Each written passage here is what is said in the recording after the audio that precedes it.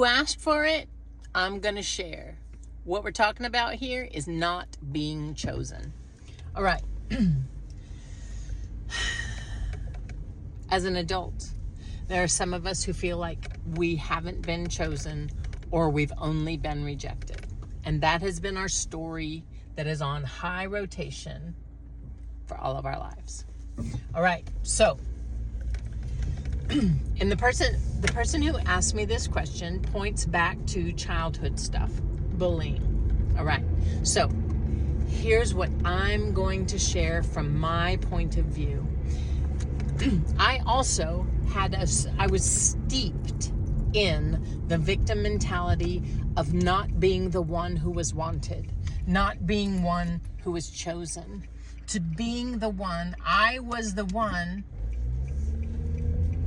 who had to bend over backwards and make myself into a chameleon so I got to be kept, right? And here's what I can do. I can point back to my conception. I was conceived of two teenagers in the back of a Mustang on a back road, I don't know, in San Leon, Texas, right? I just thought that my parents fell in love and decided to have a brandy until I found a Bible that had the date that they got married, and I did the math. Surprise! All right. So that I already felt unwanted. My mother is beautiful. My mother has been beautiful for as long as I've laid eyes on her. Friends of mine who were men or boys in high school, I was like, your mom's so hot. And yes, also, so this is me. And me, I was just this little, I was skinny, and I was shaped like a tadpole. And I can point you back to all the reasons why I was shaped like a tadpole. But here's what matters. I was Brandy, shaped like a tadpole, little awkward kid. From the time that I was, 4 until the summer after 5th grade, we moved almost every year. I never had a solid set of friends. I had a stepfather who was inappropriate with me. My mother had husbands that I felt like the only reason they tolerated me was because this lump of kid is what came with the beautiful bouquet of Peg. That's my mama's name, Peggy. Okay, so then, oh my gosh, when I found out that I was an unwanted teen pregnancy, I was in debate, and we were debating unwanted teen pregnancies. So that instilled even further in me unwanted, unchosen, inconvenient. You need to hunker down, get small, be a chameleon. You're not the one people want, so you need to make people need you because nobody wants you. So let's just set the backdrop, okay? Okay. And even my relationships as an adult-ish person. In high school, I had a group of friends, and it was when we were all in the same community all the time. It was whatever it was. But then after we moved, I felt like I was the one always reaching out. I was the one because I wasn't chosen by them. I wasn't the one that they thought of to get a hold of to do a thing. I was the one who needed to plan it. Okay. And then I found myself with men who, like, I needed to need me around, because I could either be there or not be there. It didn't seem like it mattered. I found men who didn't chase me, who didn't desire me enough to come chase me, to choose me in a way that felt substantial in my heart and in my spirit. I stayed in relationships so much longer than was useful to any of us, because I needed to make sure I had done everything I could do to be the one for them. And usually what needed to happen was something so offensive to my spirit that I was like, there is no way I could have any self-respect and stay here. Okay. So here's what I'm doing. You can point at all the people. We can point at all the people. We can point at my trauma. We can point at my stepfathers. We can point at my mama. We can point at all these things. But none of that serves me now. All right. My beloved, he's kind of spectrum-y. He doesn't chase. When I look at it, I have chosen people that it seemed like I was more interested in them than they were in me. And I made it mean something about my deservedness, that I was worthy to be chosen. Did you hear what I just said, baby? I chose people who didn't choose me like I chose them. I didn't. So look, there are a bunch of ways to look at it. You can keep, I can keep, we can point at trauma and say blah, blah, blah, about our trauma, but that is a thing that was, and what we now get to do is decide, baby, what if? What if I kept choosing people who couldn't choose me in a way that was satisfying for my soul? Because my being chosen was never supposed to be up to them. Brandy, what do you mean? Here's what I mean. Number one, who are you anchored into? Is there something of faith? Is there something that you are anchored into? Or are you just a free-floating kind of, well, I just showed up here to be a human for a minute and then I'm going to die and then it's all gone? Because that's hard to work with. I used to be like that, but there was nothing to anchor me into something that could never change depending on anybody else's version of me or opinion of me. Okay. So, what if I kept choosing those people and even chose to marry someone who could not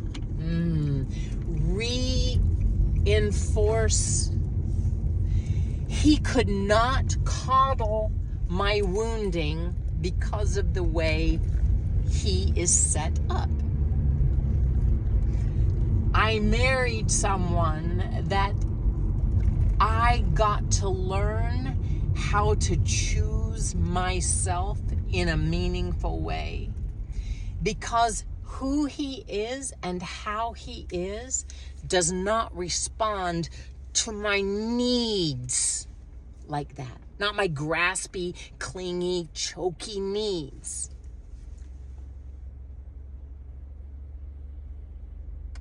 What if the version of me that decided to show up on earth made a deal with everybody I would ever come into contact with and let me know, like we all had a discussion and I said, hey, when I show up this time, here's what I want to do. I want to learn how to be the human who decides I am worthy and deserving, no matter what anyone around me behaves like. So how do you start to untangle that? You got to go back to the things that I share. Like, here's how I start to untangle it. There are many ways to untangle it. I start to notice the places where it's stuck in my body, where the behavior is stuck in my body, where when I have an idea that someone isn't choosing me, that I don't not choose me as well. What I mean? When I feel rejected by someone or not chosen by someone, do I then take my words and reject myself? Do I then take my behaviors and indulge in something that doesn't actually serve me? Do I then take my beautiful, beautiful attention and turn it back to my past, where I can prove to myself that again, I'm the one who isn't chosen? Is that what I do? Do I, when I decide someone else isn't choosing me or is rejecting me, am I the one who then turns that in on myself and doesn't choose and rejects myself? Because there's a version of me that, darling, she's sturdy. She's sturdy, and the thoughts, like these echoes of past stuff that would prove that I am unchosen and that I am rejected, like those echoes can flow through, but I'm familiar with that. It's like remembering a jingle. Extra value is what you get. Some of y'all know the words because you were around when that jingle was around. It doesn't mean that Coronet is your brand of choice. It's an echo that flows through your mind when a certain stimulation happens. What you can learn how to do is notice. Notice when it's showing up in your head and in your heart, and what you're doing is scanning for how you are not chosen and for how you are rejected, instead of noticing the places where you have been chosen and you have not been rejected. Because dollars to donuts, those exist, but we don't notice the abundance that we have because our beautiful brains are built on negativity bias, and they scan everything for what we don't have, what we're not getting. And it doesn't occur to a beautiful brain just naturally